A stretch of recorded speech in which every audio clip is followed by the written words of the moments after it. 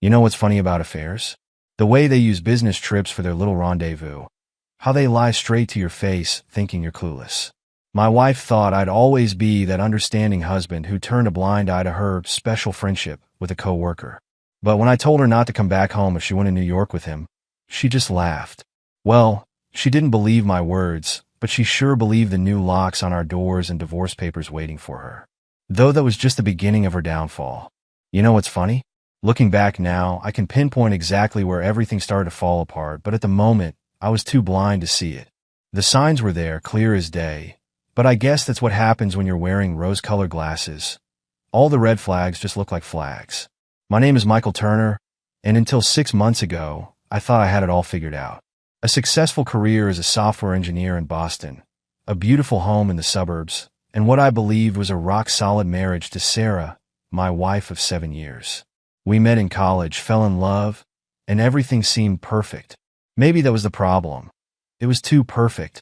I've always prided myself on being a rational guy. You know, the type who approaches problems with logic rather than emotion. That's probably why I was so good at my job. Coding doesn't care about feelings, it's all about logic and patterns. But relationships? They're messy, more complicated. And sometimes, being rational isn't enough. Sarah worked as a marketing executive at a prestigious firm downtown. She was brilliant at her job, always climbing the corporate ladder, making connections and networking. I supported her every step of the way. When she started spending more time at work, I understood. When she began attending more team-building events and client meetings, I didn't question it. After all, that's what a supportive husband does, right? Then David Reynolds joined her company as the new creative director.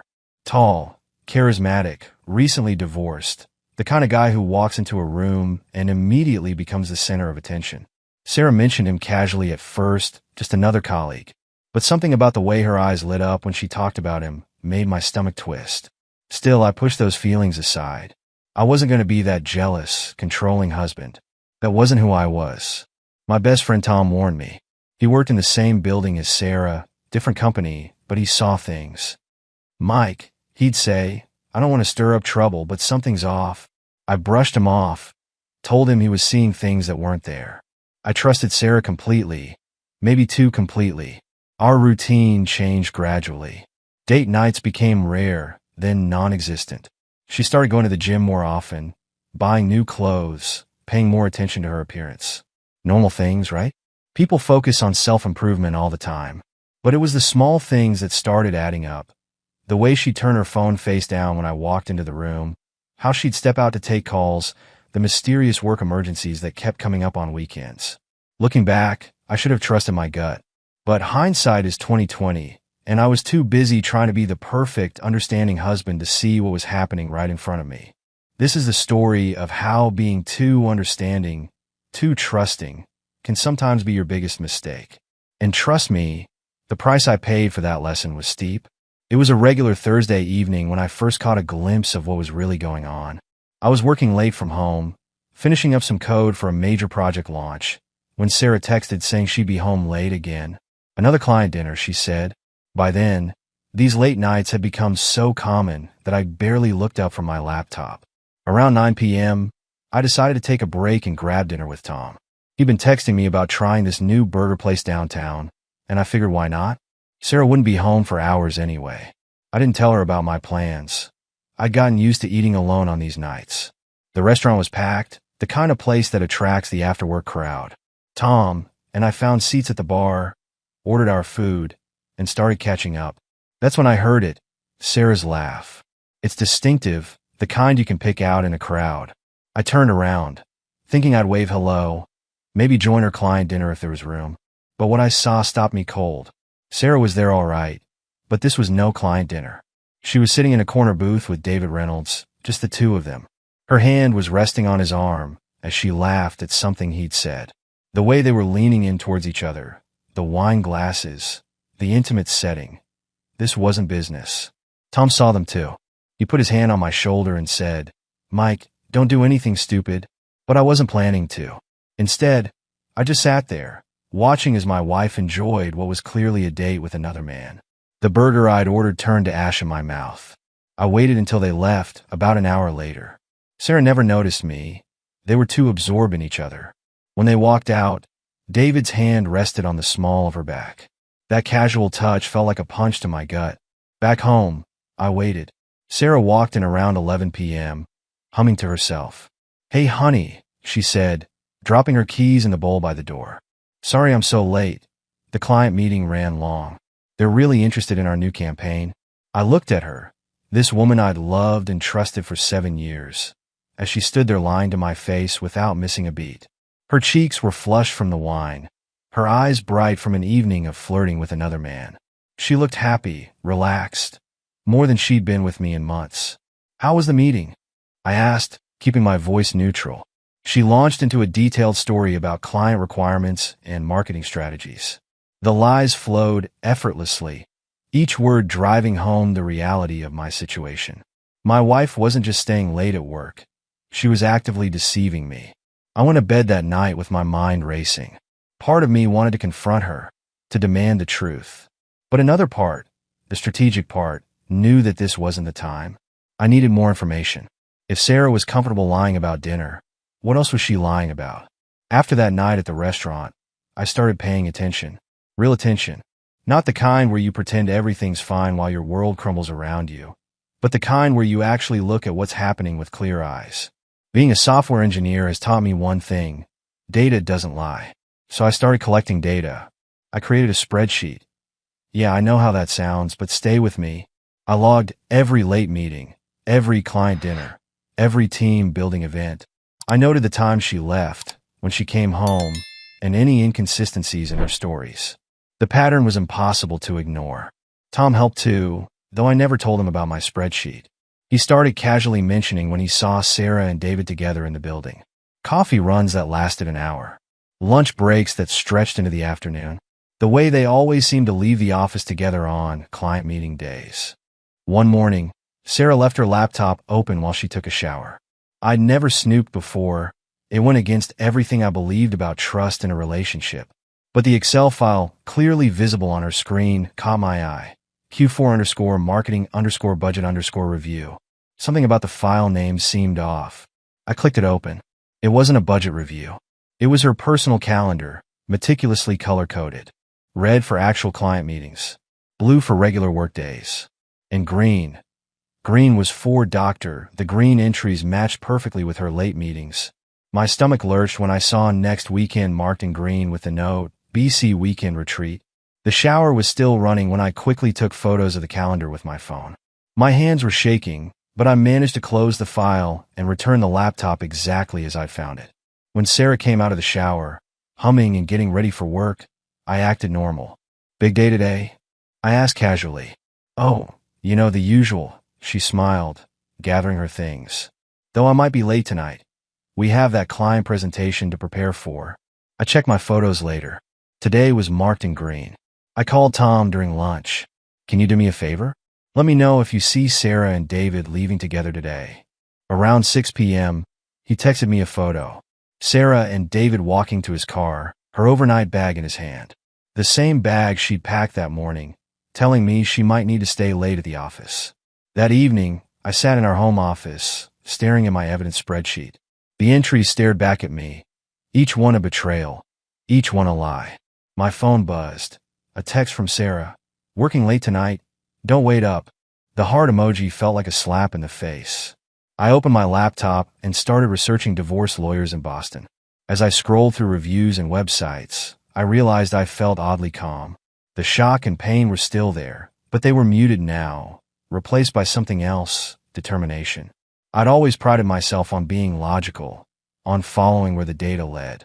Well, the data was clear now. I'm not the kind of guy who flies off the handle easily, but everyone has their breaking point. Mine came when Sarah announced her plans for a business conference in New York. The same conference I'd seen marked in green on her calendar as DR Weekend. The timing couldn't have been more perfect, or worse, depending on how you look at it. We were having dinner, one of those rare nights when she was actually home. She dropped the bombs so casually, like she was telling me about the weather. "By the way, I've got this amazing opportunity," she said, pushing her food around her plate. "The company's sending a team to New York next weekend for this marketing conference. David thinks it could be huge for our department." I sat there, fork halfway to my mouth, watching her spin this web of lies like it was nothing. The words "David thinks" hit me like a ton of bricks. That was the moment I decided enough was enough. No more Mr. Nice Guy. No more turning a blind eye. Cut the crap, Sarah, I said, my voice steady despite the storm brewing inside. Her head snapped up, eyes wide. I never talked to her like that before. I know about you and David. I know there's no conference. The color drained from her face, but she recovered quickly. Classic Sarah, always quick on her feet. What are you talking about? Of course there's a conference. God, Michael, are you spying on me now? I pulled out my phone and showed her the photos I'd taken of her calendar. Green for DR? Really subtle. Tell me, does the company know they're funding your romantic getaway? She sat there, mouth opening and closing like a fish out of water. For once in her life, Sarah was speechless. Then came the waterworks, right on cue, as if someone had flipped a switch. It's not what you think, she started, but I cut her off. Save it. I'm not interested in whatever story you've cooked up. Here's the deal. If you go to New York with him, don't bother coming back. I mean it, Sarah. This is it. This is your wake-up call. You're being ridiculous, she said, wiping her eyes. Nothing's going on. David's just a colleague. You're making mountains out of molehills. I laughed. Actually laughed out loud. Wow. You're really going to stick to that story? Even now? I stood up, my dinner forgotten. Fine. Go to New York. Go play house with David. Just remember what I said. If you go, we're done. No second chances, no explanations, no reconciliation. Done?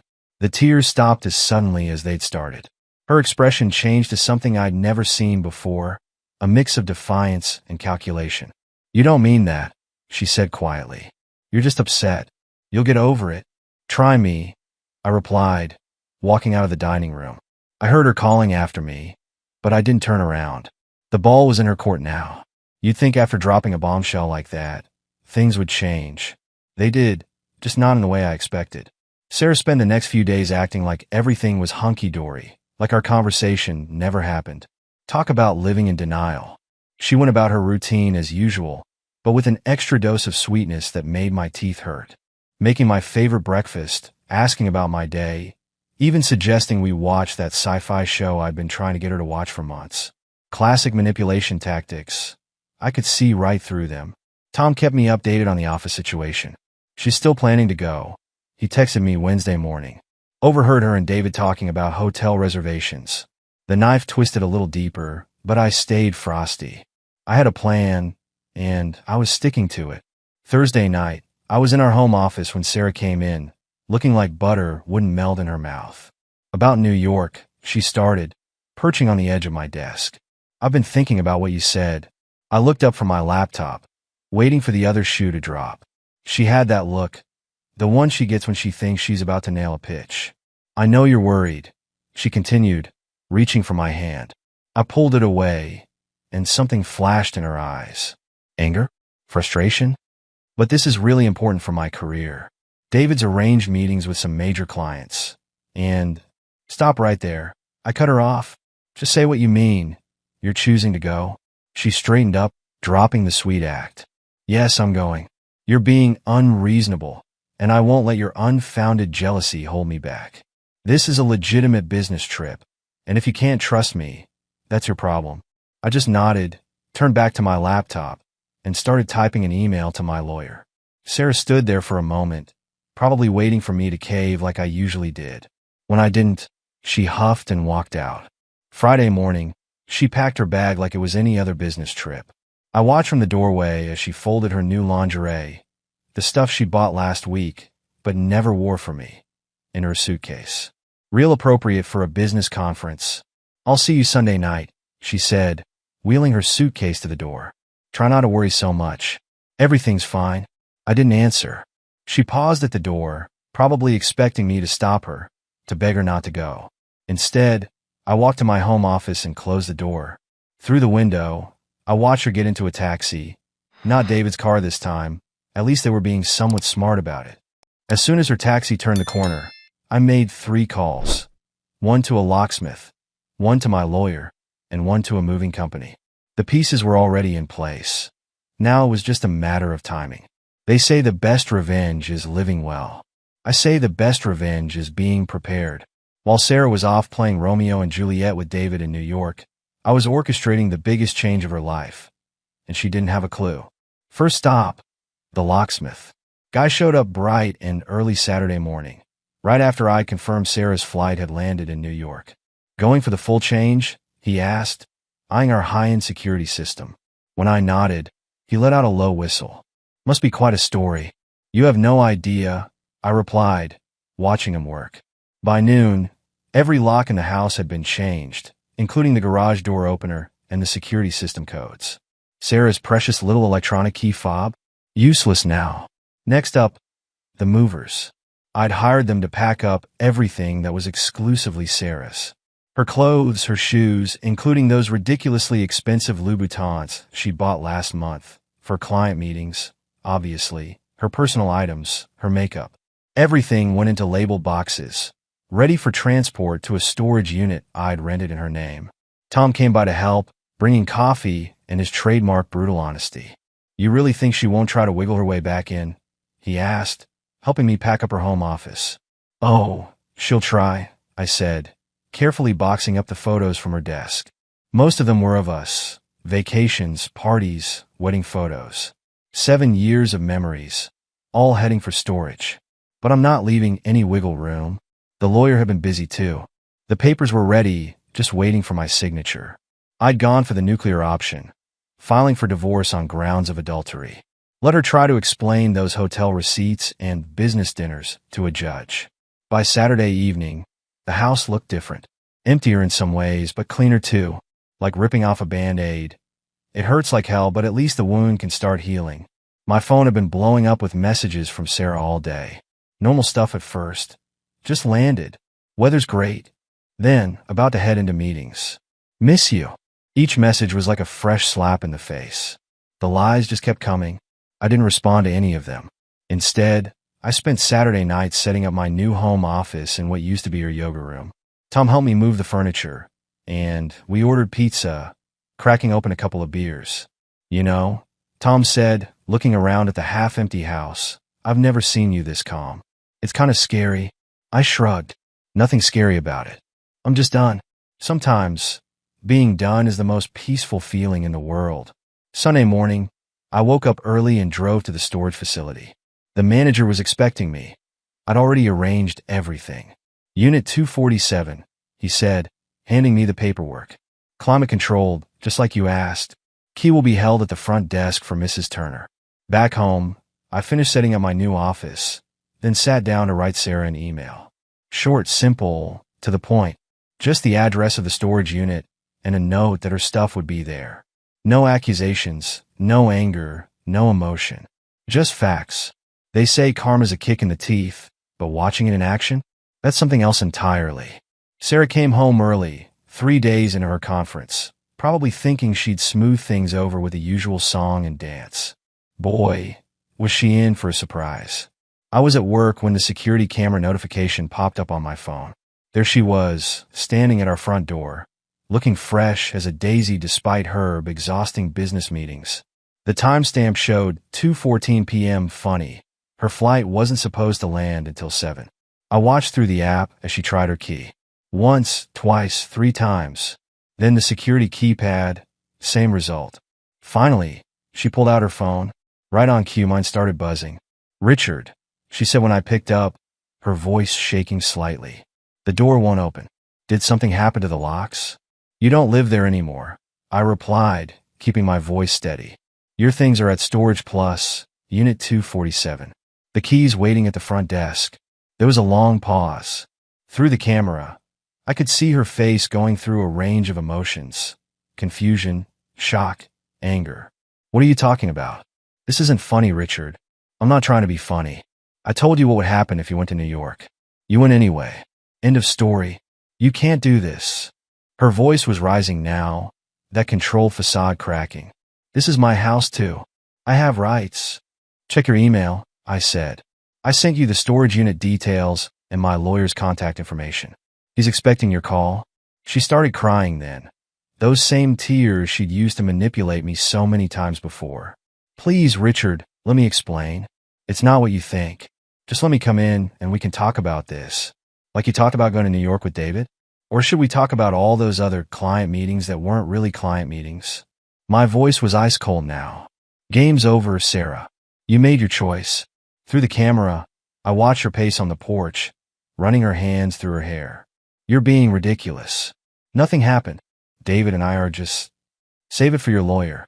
I cut her off. And Sarah? Don't bother trying to come back later. The locks aren't the only thing that's changed. I ended the call and switched off my phone. Tom, who'd been sitting in my office pretending not to listen, let out a low whistle. Cold as ice, man. You okay? I nodded, turning back to my computer.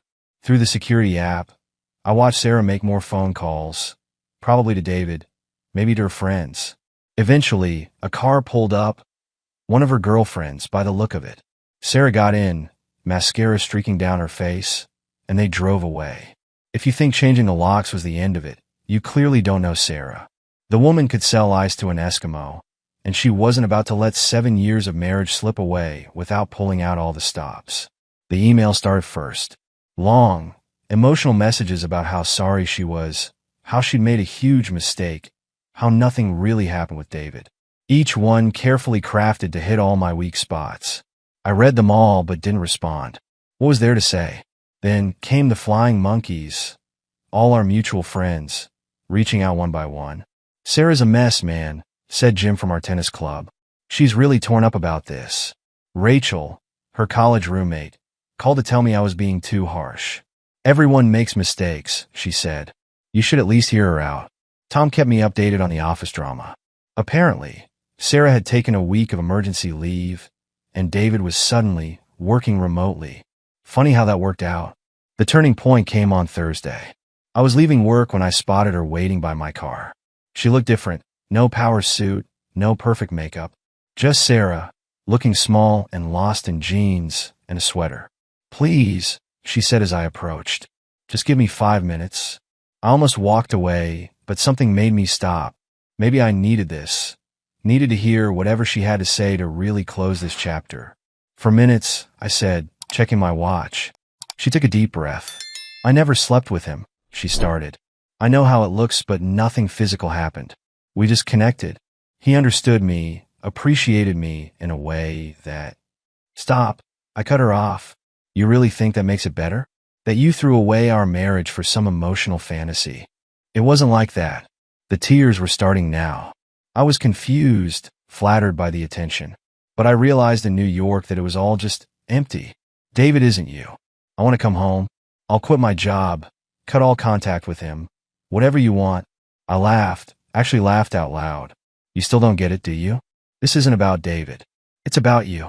About how easily you lied to my face, day after day. About how you ignored every boundary, every warning, because you thought I wouldn't actually do anything about it. I'll change, she whispered. I'll prove it to you. Just give me another chance. No, I said simply. You had your chance. You made your choice. Now you get to live with it. She reached for my arm, but I stepped back. Richard, please. I love you. Doesn't that count for anything? Love. I shook my head. Love doesn't lie. Love doesn't manipulate. Love doesn't push someone to their breaking point and then act surprised when they break. I got in my car, leaving her standing there in the parking lot. In my rearview mirror, I could see her pull out her phone, probably calling David. Or maybe one of our friends, looking for another angle to work. They say bad news travels fast, but in the corporate world, it moves at the speed of light. Within a week of our parking lot conversation, the whole office knew about Sarah and David's situation. Turned out I wasn't the only one who'd had enough of their little charade. Tom called me on Friday morning, his voice unusually serious. You might want to grab some popcorn for this one, he said. HR just called both of them in for a meeting. Apparently, someone anonymously reported their inappropriate relationship and all those fake expense reports for their little rendezvous. I hadn't reported them, didn't need to. Karma has a way of catching up all on its own. Later that day, Tom filled me in on the fallout. David had been fired on the spot. Something about misuse of company funds and abuse of his position. Sarah had been put on administrative leave pending investigation. The news spread through our social circle like wildfire. Suddenly, All those friends who'd been telling me to hear her out were suspiciously quiet. Funny how quickly people change their tune when the truth comes out. Sarah tried calling me again that weekend. When I didn't pick up, she sent a long text. Everything's falling apart. David quit speaking to me the moment HR got involved. He's even trying to pin all the expense reports on me. I need you. Please. I read the message 3 times, marveling at how she still thought she could pull my strings. Instead of responding, I blocked her number. Done was done. My lawyer called on Monday with updates. Sarah's attorney had reached out about a potential settlement. She's willing to agree to all your terms, he said. Wants to avoid any mention of adultery in the paperwork. Apparently, she's worried about her professional reputation. I almost laughed at that. Now she was worried about her reputation? After months of flaunting her affair in front of the entire office? Tell them no deal, I said. Let's proceed as planned. The following weeks were a blur of paperwork and legal meetings. Sarah tried everything to delay the process. Claimed she needed more time to review the documents, that she wanted to attempt reconciliation, that she was seeking therapy to better herself. My lawyers saw right through it all. Tom kept me updated on the office situation, even though I didn't ask. Sarah had finally been fired. Something about breach of trust and misappropriation of company resources. David had already landed a new job in another state, leaving Sarah to deal with the aftermath alone.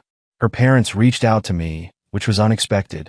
Her father, a man I'd always respected, asked to meet for coffee. I want you to know, he said, looking older than I remembered, that we understand.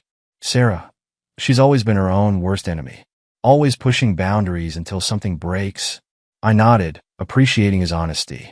She gets that from her mother, he continued, stirring his coffee absently. That need for excitement, for validation, cost us our marriage too, back in the day. That conversation helped more than any therapy session could have. It wasn't just about Sarah's betrayal anymore. It was about patterns, choices, and consequences. The company's HR department called me for a statement about Sarah and David's relationship. I kept it professional, sticking to the facts I could prove. No need to twist the knife. Sarah had done enough damage to herself. Meanwhile, I focused on rebuilding. I joined a gym, started taking coding classes to upgrade my skills, even joined a local hiking group. Tom and his wife had me over for dinner regularly, introducing me to new people who didn't know my story, didn't look at me with pity. One evening, while clearing out some old files, I found a photo from our wedding day. Sarah was beaming at the camera, young and beautiful and full of promises. I looked at it for a long moment, then dropped it in the shredder. Some memories aren't worth keeping. 6 months after Sarah moved out, I found myself sitting in the judge's chamber for the final divorce hearing. The whole process had been messier than it needed to be, but that's what happens when one party can't accept reality. Sarah showed up looking like she hadn't slept in weeks. The polished corporate executive was gone, replaced by someone who'd finally realized actions have consequences. She tried to catch my eye several times during the proceedings, but I kept my focus on the judge. Her last-ditch effort at reconciliation had come the night before, in the form of a lengthy email. She'd outlined all the ways she'd change, all the therapy she'd been through, all the lessons she'd learned.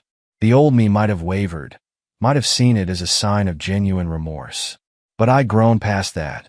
Tom was waiting outside the courthouse when it was done. "How does it feel to be officially single again?" he asked, handing me a coffee.